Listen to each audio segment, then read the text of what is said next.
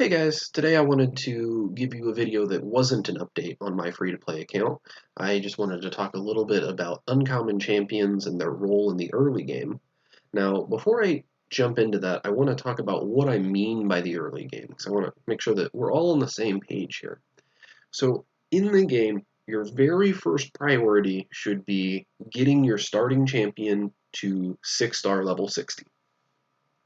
Up until that point, I kind of view it as the tutorial. And the early game starts as soon as you have that first 6-star level 60. With that in mind, the point in time now we're talking about is you have your first 6-star, you're working on leveling other champions. Now, most of the uncommon champions that get discussed are not particularly useful in this phase of the game. They tend to have low base stats, so the gear that you have isn't going to help them out very much. They are fairly situational, and the situations that they are good in aren't areas that I think you should be focusing on in the early game. So I don't think you should be investing in a dedicated campaign farmer, and I'm going to talk about that here in a couple of days. And this first list of champions I'm going to talk about, most of them are kind of looked at as campaign farmers as one of their main roles. So let's just take a look at them real quick. So we have Shield Guard, Zephyr Sniper, and Saurus that have AoE abilities that they can spam a little bit, and then Dampier has an AoE ability, and then on her A1 she's able to take another turn if she kills something. So these all are very good at clearing out waves. But again, I really don't think you want to spend any of your resources on trying to get a dedicated campaign farmer, especially early on, since your starting champion is going to do perfectly fine in that role. Then for these champions, they're also useful as a nuker in arena or early dungeons. But again, your starting champion fills that role perfectly fine. So I personally don't think you want anything to focus in that area when you need to be expanding your roster in the sense of having more debuffs. Like you need to get defense down into your team. You need to get some crowd control into your team.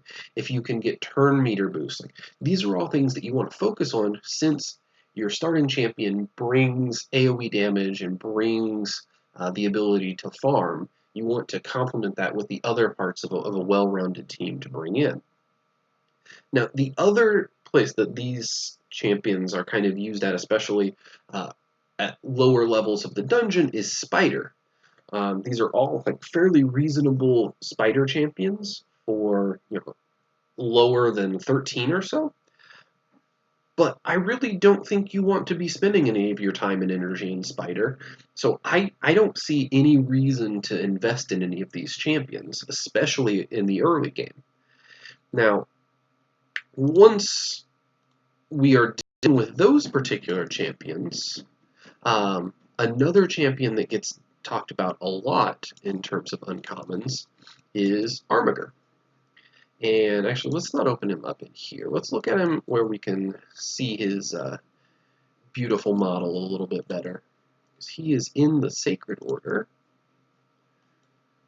And this is Armiger.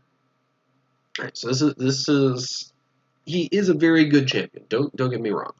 His A1 lowers turn meter whenever it crits, and his A2 deals a ton of damage to bosses like Spider or Clan Boss or something like that, and has the extra benefit of whenever they're killed by it, they don't revive. He's a defense champion, so that's always what you're looking for. You want to be able to increase their survivability while increasing their damage. So he's a very good Spider champion. I've been holding on to my Armigers on the free-to-play account because I know eventually I will probably have to end up using him. However, he's mostly useful just in Spider and then Fire Knight as well. And that's just not a place that you need to use him because you're not going to be spending much time in there early on. And the other part is he needs crit to be able to decrease turn meter. So he needs crit, he needs accuracy, he needs enough defense to stay alive, And if you're trying to do damage with him with his A2, he needs crit damage as well. So he's being pulled in a lot of directions, and you need a lot of stats. And you're just not going to be able to have that early on. So Armiger is a good uncommon champion, and you'll probably eventually use him, but you shouldn't be using any of your resources into him in the early game when you could be using those to level up your other champions. Now, so far it seems like I'm being pretty negative, right? Like nothing that I've talked about is something that I think you should invest in.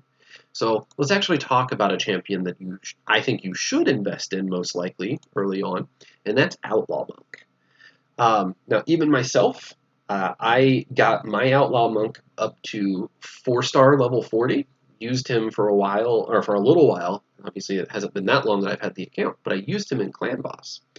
And the fact is, it's hard to find a poisoner early.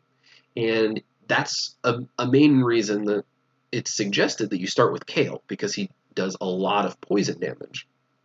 So having Outlaw Monk as your second poisoner, just so that you have enough damage early on in Clan Boss to kind of move into normal and then hard Clan Boss early on without having to dedicate too much effort into that is fantastic. Especially if you chose not to start with Kale, you may even end up trying to level up 2 Outlaw Monks depending on what champions you open.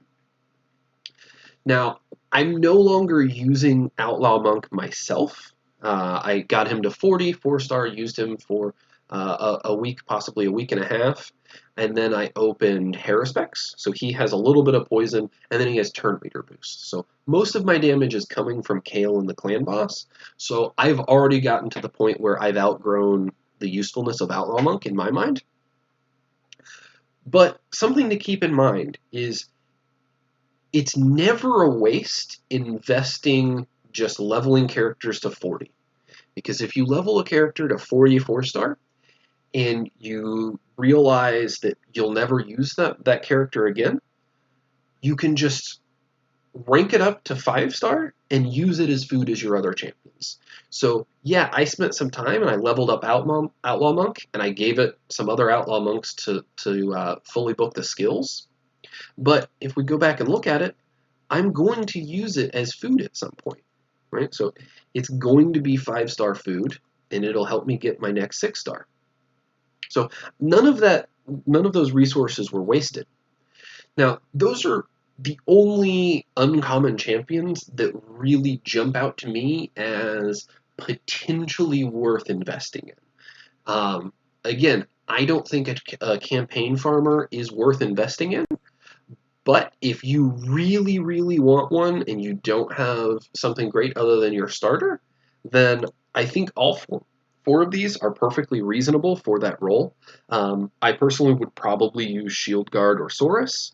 But again, I'm not going to be leveling up any of these champions for that purpose. Now, just to speak on it a little bit more, the definition that I'm using for early game is after you've gotten your first 60.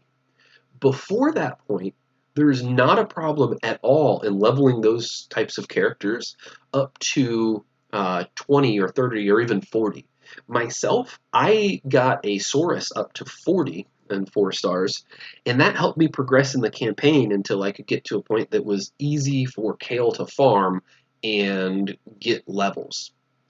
Then when I was ready to get Kale to 6-star, I turned Saurus into 5-star food for him. So in the tutorial part of the game, I think it's perfectly reasonable to level up any of those champions to help you progress a little bit through the campaign, because you just use them to help power up your Kale or whatever other starter you chose so that you'll have a 60 faster. So that's kind of how I view uncommons and their role in the early game. And like I said, there really aren't many that are worth investing in my eyes. So thankfully this is a bit of a shorter video than I had the last couple of days. So if you disagree with any of the opinions that I have on these champions, or you think there are other champions that might be worth looking at, let me know in the comments below. Otherwise, please feel free to come hang out with me. I stream every night on Twitch just after reset. So I look forward to seeing you guys there.